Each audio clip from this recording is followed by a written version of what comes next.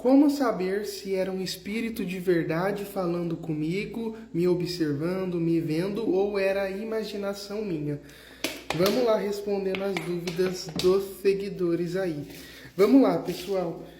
Em relação a como saber se é um espírito ou não, presta atenção, porque dificilmente o espírito vai aparecer de uma hora para outra na sua casa, na sua vida.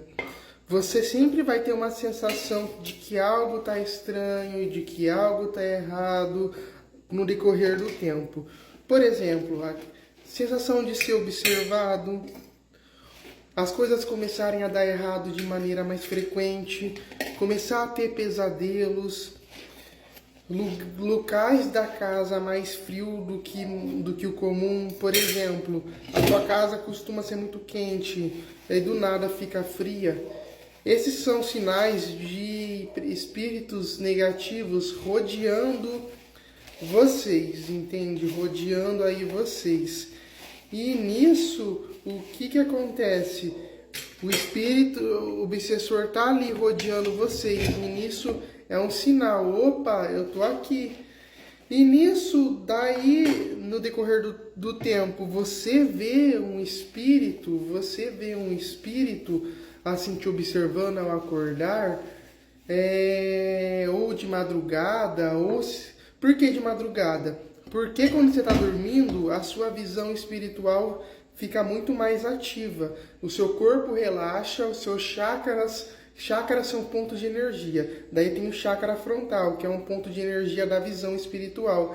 Fica mais relaxado e mais tranquilo, e nisso fica mais ativo.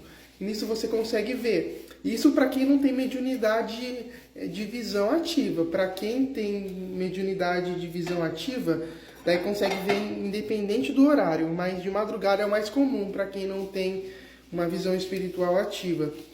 E nisso você vê de madrugada, entende? Mas sabe esses sintomas que eu citei para vocês?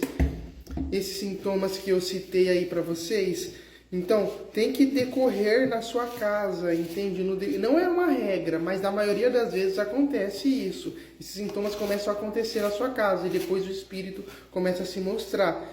Não é uma regra, mas na maioria das vezes acontece, entende? Porque você está atraindo esse obsessor, esse espírito negativo. Ou alguém fez magia para você. Dificilmente alguém vai fazer, mas às vezes acontece mesmo. Mas no caso, a sua energia pode estar ruim, negativa, ou de algum familiar na sua casa, enfim.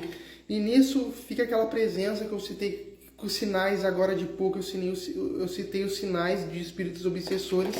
Aí ele pode aparecer para você, entende? Demora um certo tempo, a não ser que você tenha uma visão espiritual ativa, aí você consegue ver.